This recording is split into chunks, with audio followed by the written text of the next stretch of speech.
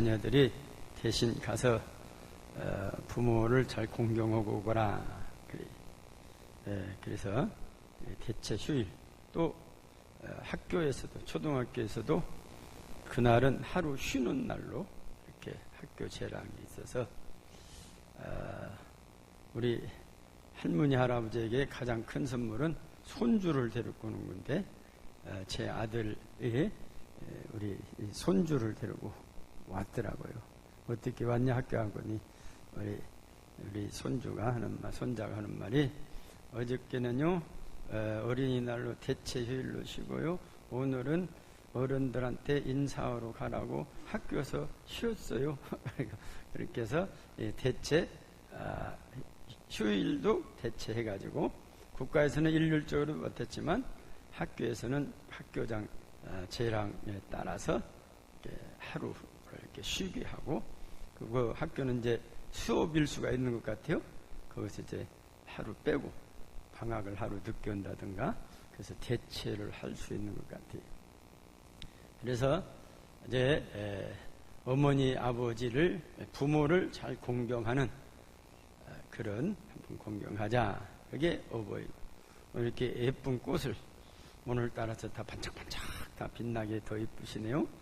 이 꽃 하나 이렇게 다르면 더 예뻐 보여요. 그죠? 반짝반짝 해가지고 예뻐 보여요. 우리 자녀들이 중고청 자녀들이 이걸 만들고, 또 차도 한 잔씩 대접한다고 하니까 예배 마치고 나가면 차 마실 수 있죠? 점심 식사 때 차를 준비한대요. 식당에서 기다리셨다가 차 마시고 가도 돼요. 그래서 우리 자녀들이 어떻게 하면 부모를 기쁘게 할까, 이렇게 했어요. 근데 우리나라가 옛날에는 병이 없던 병들이, 특별히 어머니들에게, 중년 부인들에게 생긴 병이 바로 공소증후군이다 하는 병이 생겼대. 공소증후군, 좀 영어로 말하면 엠피레스트라는 거,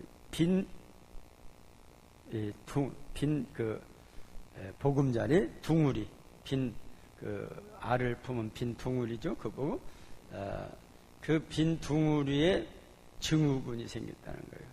공허했다는 거예요. 그동안 품고 있던 이 품은 것들이 다 나가고 안 돌아요. 예를 들어서 이제 남자들은 이제 사회에서 직장 생활하고 이러니까 나가서, 중년 때면 40대 아닙니까? 40대는 한참 이러니까 이런 병. 여자분들이 이렇게 해서 우울증이 생기는 거예요. 증후군. 그래서 뭐냐 하면, 자기가 품고 있던 남편도 이 회사 일이 많다고 늦게 돌아.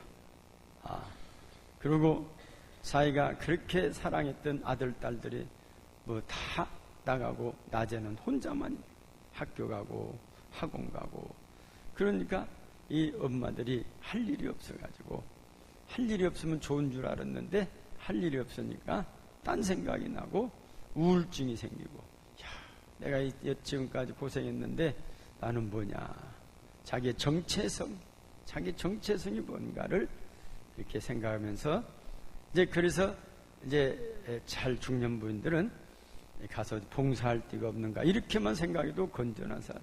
그래서 우리가 이렇게 교회 생활하면서 교회에서 봉사하죠. 고추장도 담고 간장도 담고 와서 식당 봉사도 오고 청소도 오고, 이런 분들은 행복한 사람들이, 그 병이 안 생긴다는 거예요. 그런데 교회도 안 다녀, 신앙생활도 아니요, 그 다음에 어디 갈지도 없고, 친구들은 다 가면은 오히려 고등학교 동창들 만나면 스트레스 받아. 와갖고, 야, 네 남편은 뭐드냐? 이게 여고 동창들이 모이면 스트레스 받는 것 같아. 그래서 이런 병들이 텅 빈 둥우리다. 레스트가 둥우리죠. 텅 빈 둥우리. 그래서 자기가 지금까지 품었던 모든 품었던 그런 사랑스러운 것들이 다 날아가 버리고 혼자 있어서 그것을 공소증후군이다고 하는 것입니다. 그래서 이제 부모로서의 역할에 과도하게 몰입해 왔거나 결혼 생활에 만족스럽지 않거나 하는 이런 분들이 이런 증후군에 잘 걸린다고 하는 겁니다. 우리는 이때 정말로 우리가 신앙생활 하고 있다고 하는 것 자체가 축복이 우리도 모르게 지나갔어요. 교회가 얼마나 바쁩니까? 교회 신앙생활 열심히 새벽기도 나오죠. 3일 예배 나오죠. 주일 나오죠. 새벽기도는 안 나오더라도 주일 예배 나오죠. 3일 예배 나오죠. 금요 예배 드리죠. 어디 또 위로에 간다고 같이 가죠. 교회 봉사하죠. 전도 온다고 나오라고죠. 이런 분들은 이런 병들이 없어요. 우울증이 찾아올 수가 없다 그 말. 그래서 이게 우리 어머니들이 이런 병들이 찾아오기 때문에 우리는 심각하게 우리는 잘 우리 성도들도 간에서 같이 봉사도 하고 같이 활동할 수 있는 이런 것들을 하는 것이 우리 어버이들에게 특별히 어머니들에게 병을 물리치게 하는 방법이다. 그런 건 있어요. 작년 12월에 법이 통과돼가지고 금년부터 실시된 효행장려법이 있어요. 효행장려법 아십니까? 효행장려법. 이건 뭐냐면, 부모를 이렇게, 경로, 부모를 모시는 이 자녀에게 그 부모를 모신다고 한마디로 혜택을 주는 법이 효행장려법이에요. 그러니까 부모를 모신다고 이렇게 등록을 하면 돈도 나오고 주택을 살 때도 우선적으로 주택을 사게 하고 또 조세도 감면하고 세금도 감면해주고 이런 것이 효행장려법이라고 그래요. 우리 자녀들이 직장생활하면 등록을 하고 오세요. 우리 부모님 내가 모신다고 그러면 혜택을 많이 받는다. 이 법이 작년 12월에 통과가 됐대요. 근데 그걸 아는 사람들이 별로 없대. 통과돼가지고 그러니까 우리에게 돌아올 것을 타먹어. 막 60 넘으면 타는지 하여튼 알아봐가지고 자기 60이 안 됐더라도 홀로 사는 부모님을 내가 모신다 했을 때 이런 국가에서 혜택을 주는 이 법이 통과가 됐어요. 우리나라가 복지에 살만하니까 그런 법도 나와요. 우리나라가 3만 불 시대라고 하는 거예요. 그래서 세계에서 우리나라가 이제 3만 불 시대. 우리나라하고 북한하고 몇 년 전만 해도 경제가 28배 차이가 났다. 근데 요즘은 보면 40배 차이가 나. 그러니까 우리나라도 그동안 경제적으로 어려웠지만은 북한은 그냥 미국에서 유엔에서 경제 제재를 막 해버리니까 이게 장사가 안 돼. 무역이 안 돼. 바깥에다 놓았던 돈도 못 찾아와. 안 줘. 은행에서. 그러니까 경제가 마를 때도 말라가지고 40배로 늘어났어요. 40배로. 우리하고 남한하고 이게 경제 차이가 40배가 난다 그 말이에요. 그러면은 우리나라에서 10,000원이면 북한 가면 40만 원 정도의 그런 물건을 살 수 있다 그 말입니다. 그러니까 얼마나 북한이 못 삽니까? 그래서 그들에게 1,000원만 줘도 얼마입니까? 4만 원 주는 거예요. 그래서 팁을 1,000원 주고 오면 그렇게 좋아요. 4만 원 받았다. 10,000원 주면 40만 원 받았다. 그런데 뉴스를 오늘 아침에도 보니까 폼페이오 장관 이름도 무슨 폼페이오라고 해서 희한한 일 갔다 오더니 핵을 다 제거하면 남한 한국과 같은 수준의 경제적으로 돕겠다 그런 발표를 했어요. 우리 잘못하면 저 미국 놈들 북한만 저렇게 생각하냐면 저는 참 좋았다. 남과 북이 서로 대등한 관계가 되려면 우리가 많이 도와줘야 해. 그런데 예를 들어서 서독이 동독을 많이 도와줬는데 미국에서 많이 도와준다니까 우리가 조금만 도와도 되는 거요. 한반 우리 민족을 하나님이 이렇게 사랑하는구나. 예를 들어서 우리 40배인데 미국에서 많이 도와서 20배 차이만 나도 우리가 한 10배만 도와주면 되는데 40배가 그대로 있으면 적어도 30배는 도와줘야 이것이 어떻고 왔다 갔다 하는 것이 된다. 미국서 우리에게 얼마나 많은 지원을 했는지는 모르지만은 어쨌든 남한 한국 수준과 같은 수준으로 경제력을 돕겠다. 그런 발표를보다도 그 국무장관이 기자회견을 하면서 그렇죠. 자기로서는 발표를 했죠. 그래서 언뜻 보면 저 나쁜 놈들 저러려고 했냐 그렇게 저놈들은 다 굶어주게 할 텐데 그렇게 생각하는 사람도 없지 않아 있겠지만은 우리는 정말로 우리 북한에 우리가 도울 수 있는 경제력을 미국서 도와준다고 하니까 얼마나 감사한 것인가. 이렇게 해서 균형이 맞춰져 가게 되면 2030년이 되면 2030년 얼마 남았어요? 12년 2030년이 되면 우리나라의 남북한의 경제가 합쳐서 일본을 능가한다. 그런 전문가들의 분석이 나오게 됐어요. 그러니까 그건 뭔 말이냐? 북한도 덕을 보지만 우리도 덕을 본다 그 말이요. 우리가 이 개성공단이 문을 닫았을 때 거기 사신 분들이 동남아시아 가서 똑같은 기계를 시설해서 똑같은 제품을 만들었는데 잘 안 팔린대요. 왜냐? 개성에서 만든 제품은 뭐예요? 우리 한국 사람이면 북한도 한국 사람이에요. 북한의 인력이 와서 우리 인력이 와서 우리 하나님께서 우리 한민족에게 이 손의 기술을 많이 줬어요. 이게 손기술. 근데 뭐 베트남이라든지 캄보디아라든지 이런 데 가면 이게 잘 안 되는 거예요. 그리고 일을 하는 것이 너무 더뎌. 우리는 하루에 10불 만들면 그건 한 불뿐 못 만들어. 이게 손재주가. 그래서 우리의 똑같은 제품을 똑같은 재료를 주고 제품을 만들어도 역시 우리는 개성공단이 빨리 열려야겠다. 그래서 개성공단이 열리면 동남아시아 같은 것보다도 수익이 많이 올라간다. 그리고 또 잘 되면 또 하나 더 만들면 더. 어떤 분이 그래요. 개성공단에 간 사람들은 망한 사람이 없대 하나도.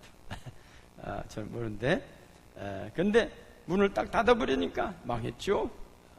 근데 문만 열리면 다시 뜻을 회복해가지고 개성공단에서 가장 덕을 본 게 우리 전라북도라는 겁니다. 전라북도가 많은 이 공장들이 개성으로 많이 갔다는 것이죠. 어쨌든 이 효행장려법을 통해서 부모, 부양가정의 생활실태 등을 파악해서 효행을 하는 그 자녀에게 혜택을 준다는 것입니다. 그런데 효행장려법은 이미 성경에 나와 있습니다. 부모를 공경하는 사람에게는 포상을 준, 부모를 불경하는 자에게는 엄벌을 약속했습니다. 신명기 5장 16절에 보면 너는 내 하나님 여호와께서 명령한 대로, 여기서부터 같이 볼까요? 시작. 내 부모를 공경하라. 그리하면 내 하나님 여호와가 내게 준 땅에서 내 생명이 길고 복을 누리라. 여기 보면 내 부모를 공경하라. 그리하면 뭐요? 부모를 공경하면 대가를 지불하겠는데 무슨 대가냐? 여호와가 내게 준 땅에서 내 생명이 길고 복을 누리게 하겠다. 부모를 공경하는 사람들에게 효행장려법이 벌써 하나님께서 주어주셨어요. 부모를 잘 공경하는 자에게는 너희들이 장수하고 오래 복을 받게 하겠다. 건강도 주시겠다 그 말이에요. 그리고 복도 주시겠다. 이게 벌써 신명기 때 효행장려법이 있었는데 우리나라는 이제 실시가 된 겁니다. 부모를 모신다 하면은 너희에게도 포상을 주겠다. 세금을 감면해 주겠다. 또 얼마씩 주겠다. 이런 법이 우리나라 있어요. 오늘 집에 가셔서 자녀들이 부모를 모신다고 안 모신다고 자기 회사에다 등록하면 회사에서 주는 것이 아니라 국가에서 주니까 그걸 다 등록해서 우리도 좀 이렇게 좀 자녀들이 덕을 보면 또 그들이 부모를 공경하는데도 부담 없이 기쁨으로 공경할 수 있다. 그런 생각이 들더라고요. 그런가 하면 부모를 이게 공경하지 않는 사람은 저주를 받는다 그랬어요. 신명기 17장 16절에 보면 그 부모를 경홀히 여기는 자는 저주를 받을 것이라 할 것이요 모든 백성은 아멘 할지어다. 여러분 저주 받으라는데 아멘 하라는 겁니다. 왜? 그러면 남의 자식 같으면 그냥 어찌다 할 수도 있는데 자기 자식이 저주를 받는다고 할 때 아멘이 나오겠습니까? 그런데 하나님은 아멘 하라는 겁니다. 왜냐하면 부모를 불효한 자식들은 하나님이 벌을 주신다는 겁니다. 우리 성경이 얼마나 세밀하십니까? 벌써 효행장려법이 신명기 때부터 주어지게 된다고 하는 것이죠. 부르자는 그보다 심한 벌로 다스리는 말씀도 있습니다. 신명기 21장 18절 이하 말씀 보면 21절 같이 보실까요? 시작. 그 성읍의 모든 사람들이 그를 돌로 쳐 죽일지니 이같이 내가 너희 중에 악을 제하라. 그리하면 온 이스라엘이 듣고 두려워하리라. 돌로 쳐 죽이라고까지 이렇게 했다는 말씀입니다. 그만큼 불효자는 하나님이 가만 안 둔다. 효자는 포상을 주고 불효자는 벌을 내린다. 이것이 우리 성경의 가르침. 그런데 이런 성경의 가르침을 어떻게 왜 우리가 무슨 제사 안 지낸다고 불효 종교라고 얼마나 오해를 많이 받았습니까? 우리 기독교는 죽은 부모가 아니라 살아계실 때 부모를 더 소중히 여기는 것이 바로 우리 기독교의 효행 사상이다. 부모 돌아가셔서 효자 아닌 아들 없대요. 더 그냥 막 더 울고 그냥 부모 돌아가시면 그냥 더 잘하려고 묘도 크게 쓰고 멋을 하고 하는데 왜 그러냐니까 복 받으려고. 부모가 돌아가시면 귀신이 된다냐? 그래서 부모에게 잘못 오면은 그 귀신이 와가지고 막 재앙을 내리니까 저런다는 거예요. 그게 거기에 유혹되면 안 돼. 영은 떨어요. 우리 살아계셨을 때 우리가 부모를 공경을 해야 한다. 돌아가실 때는 그 부모님의 살아생전의 모습을 기억하며 추모하는 얘는 예배를 드리게 되는 것이죠. 우리 서울중앙청대에 보면 효자동이 있어요. 그거 보면 제가 어디 목사님들 모임 있을 때 각 교회를 소개했는데 제가 효자동교회 백나무 목사입니다. 그랬더니 어떤 분이 저보고 그러면 중앙청 그 앞에서 그 교회 맞습니까? 그래서 아니요. 우리 전주에 효자동 교회가 있습니다. 그랬더니 그 효자동에 유래가 있어요. 어느 할아버지가 실수로 이렇게 아들 며느리가 밭에 갔는데 낮잠을 주무시다가 그 옆에 살던 손자를 이게 눌러서 손자가 죽었어요. 근데 죽은지도 모르고 이 할아버지가 잠만 굴굴 주무시고.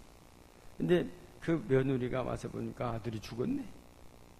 그래서 시아버지가 깨까면서 가만히 그 죽은 아들을 안고 가서 자기 남편에게 이렇게 자초지정을 말했어요. 갔더니 아버님이 그제 주무시다가 이게 둥그러 가지고 아들이 숨이 막히는가 죽었다고. 그러니까 그 아들이 그 소리를 듣고 그 아들을 잡고는 뺨을 그냥 있는데 이 불효자식아, 할아버지 마음을 그렇게 아프게 하는 이 불효자식아 뺨을 쳤더니 살아나 버렸대. 뱀을 쳤. 그래서 그 소식을 임금님이 알게 됐어요. 그래서 그들 불러서 포상을 하고 그 동네를 아주 붙였어요. 효자동이야. 이런 효자가 어디가 있냐. 그래서 효자동이라는 유래가 그렇게 됐다는 겁니다. 아마 우리 효자동, 전주 효자동도 아마 그런 유래가 있어서 아마 그렇게 비슷한 유래가 있어서 붙여줬는가 모르겠어요. 어쨌든 효자들에게는 하나님께서 죽은 아들도 살려준다고 말해요. 주셔서 또한 하나님을 공경하는 것은 안식일을 지키는 것이다. 안식일은 뭐든 예배 드리는 날이에요. 하나님을 공경하면 예배를 잘 드려야 한다는 것입니다. 이 안식일을 지키는 계통이 믿음의 조상 아브라함의 후손들이. 아브라함의 후손들이 유대교고 기독교가 아브라함 후손들이. 유대교는 그 이스마엘의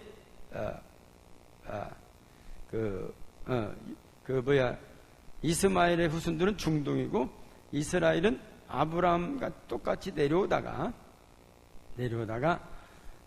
구약에서는 같이 내려가 신약에서 갈렸어요. 유대인들이. 그리고 그런데 이 후손들이 엿새는 이루고 일에 되는 날은 쉬어라. 그 십계명이지 않습니까? 그것을 지키는. 그래서 기독교와 이제 예수님 오신 후부터는 기독교라고 했어요. 그 안식일에 모이면 뭡니까? 하나님께 예배드리라 그거. 근데 기독교는 안식일에 이제 예수님이 안식일 전날 금요일날, 안식일은 금요일날 해 떨어져서 토요일날 해 질 때까지가 안식일. 그런데 예수님께서 이 안식일 전에 죽으시고 안식일에는 장례를 못 치르니까 급하게 안식일 직전에 가서 무덤에 장사하게 됐어요. 그리고 안식은 그야말로 안식하셨다가 주일날 새벽에 부활하셨기 때문에 우리는 부활하신 예수를 믿는다. 그래서 안식일이라고 하는 개념은 뭐냐? 작은 작은 부활날이다. 소위 우리가 부활절 지키죠. 이건 작은 부활절이다 해서 우리가 주일에 하나님께 예배를 드리게 된다고 하는 것입니다. 유대인들은 안식일을 잘 지키기 위해서 납비의 전통에 하면 613가지의 그런 계명을 만들었어요. 한마디로 시행령을 만드는 거죠. 계명은 10가지인데 그걸 풀어서 613가지를 만들고 안식일은 39가지 해서는 안 될 것, 해야 할 것들을 만들었어요. 해서는 안 될 39가지를 제가 몇 가지만 제가 한번 적어봤어요. 이거 하면은 안식일을 범한다 그래요. 손 발톱 깎기, 머리 빗질도 안 된다. 머리털이 뽑힐 수 있기 때문이다. 대신에 부드러운 털 빗은 허용된다. 이렇게 해서는 안 됐어요. 또 빨래와 샤워도 안 된다. 뻗친 머리카락을 단정히 하기 위해서 물을 뿌리는 것만 허용된다. 화장도 안 되고 이렇게 해서 입술에 아무것도 문질러 바를 수도 없다. 화장도 하려면 안식일 전에 하고 자야요. 그리고 구두나 운동화에 새로 끈을 끼우는 것도 안 된다. 이렇게 하여튼 이런 식으로 만들어서 39가지를 만들어서 안식일을 거룩하게 지키라고 하는데 너무나 강하지만은 그 중심을 보면 오직 하나님만 생각하라. 하나님은 중심을 보시니까 얼굴도 생각할 것 없이 하나님만 생각하라. 그런 뜻으로 이런 법을 만들었다고 봅니다. 오늘 3절의 말씀도 보니까 나의 안식일을 지키라. 이게 하나님, 안식일을 지키는 하나님의 법을 지키는 것이 나는 너희 하나님 여호와니라. 그들의 하나님이 되시기 때문에 그렇습니다. 주목할 것은 안식일을 지키라는 말씀 이전에 뭐 있어요? 3절 한번 같이 보실까요? 3절 시작. 너희 각 사람 부모를 경외하고 나의 안식일을 지키라. 무엇을 지키라고요? 먼저 안식일을 지키기 전에 부모를 경외하고, 이게 아주 중요한 것입니다. 안식일을 얼마나 중요합니까? 안식일이 최고인데 그 전에 부모를 경외하고 안식일을 지켜라. 안식일은 하나님 경외. 하나님께서 이처럼 부모를 안식일보다 더 소중히 여겼다고 말합니다. 부모를 경외하는 것이, 이들은 가장 소중히 여기는 것이 안식일인데 하나님은 안식일보다 더 소중한 것이다. 그것이 부모를 경외하는 것이다 했어요. 그래서 이들은 613가지를 만들었는데 248가지 율법의 유권 해석을 인간 몸의 마디마다 해서는 안 될 것, 또 248가지를 만들었어요. 해야 할 것 365가지, 하루에 1년이 365일이죠. 248가지는 우리 뼈 마디가 248개예요. 8개라는 겁니다. 이들이 알고 만드는지 우연히 만드는지 모르지만은 이것도 하나님께서 지혜를 주셨다. 그래서 613가지가 나와서 현대 보니까 248가지는 우리 뼈 마디가 그렇게 됐다는 거예요. 참 희한하죠? 그리고 365일은 해야 하는데 하나씩 선한 일을 매일 하라고 하는 그런 뜻에서 이렇게 하셨다. 오늘도 가서 항상 선한 일을 하루에 한 번씩 하셔야 합니다. 신랑 갈 때 잘 가느라고 한번 또 빙긋 웃어주고, 그러면 신랑이 그냥 기분이 좋아가지고 일찍 들어가. 그냥 딱 오늘은 저 여자들하고 같이 좀 하고 기분이 나빠가지고 그냥 예, 기쁘게 하고 이렇게 해주라. 선한 일을 하고, 또 남편은 아내에게 전화라도 한 번씩 해주고, 그러면 그리고 사랑한다고 해주고, 그러면 이것도 선한 일이요. 그래서 하여튼 이렇게 선한 일을 하나씩 하라는 것입니다. 부모를 공경하는 것은 약속 있는 계명입니다. 부모를 공경하는 말씀은 잠언서 1장 7절 이하 말씀도 보면은 그렇습니다. 부모를 공경하는, 하나님 경외하는 것만큼이나 귀한 이름을 말씀해 줍니다. 내기 19장 32절 말씀 보면 너는 센 머리 앞에 일어서고 노인의 얼굴을 공경하며 내 하나님 경외하라. 하나님을 나는 여호와니라 그랬어요. 또한 부모는 하나님의 대리자입니다.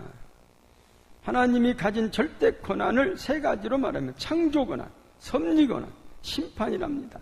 부모님은 우리를 자녀를 창조한 것처럼 낳아주셨습니다. 그런가 하면 섭리 길러주십니다. 그런가 하면 때로는 징계하며 휘초리를 들기도 합니다. 그래서 이 부모는 하나님의 대리자라고 하는 것입니다. 문호 셰익스피어는 이렇게 말합니다. 부모들의 소리는 하늘의 소리니 부모들은 그 자녀들에게 하늘의 대리자들이다. 사도 요한을 통해서 요한 1서 4장 20절에는 누구든지 하나님을 사랑하노라 하고 그 형제를 미워하면 이는 거짓말하는 자니 보라. 보는 바 그 형제를 사랑하지 아니하는 자가 보지 못하는 바 하나님을 사랑할 수가 없느니라. 부모를 사랑하지 않으면 하나님을 사랑할 수 없다. 성경에 보면 남왕국 유다의 멸망이 바로 원인이 불효에 있었다는 것입니다. 에스겔서 22장 6절 이하 말씀 보면 7절 보면 7절 같이 봅시다. 시작. 그들이 내 가운데서 부모를 업신여겼으며 내 가운데서 나그네를 학대하였으며 내 가운데서 고아와 과부를 해하였다. 이 멸망의 원인이 부모를 업신여긴 데서 오게 됐다는 것입니다. 유다가 바벨론에게 멸망당한 이유 중에 하나가 바로 불효 때문이라고 하는 것. 애국자가 그러기 때문에 따로 없죠. 부모 공경하는 사람은 애국자요, 초도하는 사람이 진정한 애국자입니다. 부모 공경은 개인과 가문을 넘어 나라와 민족에 관계되어 있는 일입니다. 부모님을 공경하는 개인은 잘 될 수밖에 없습니다. 부모님을 공경하는 가문은 형통할 수밖에 없습니다. 부모님을 공경하는 민족은 흥할 수밖에 없습니다.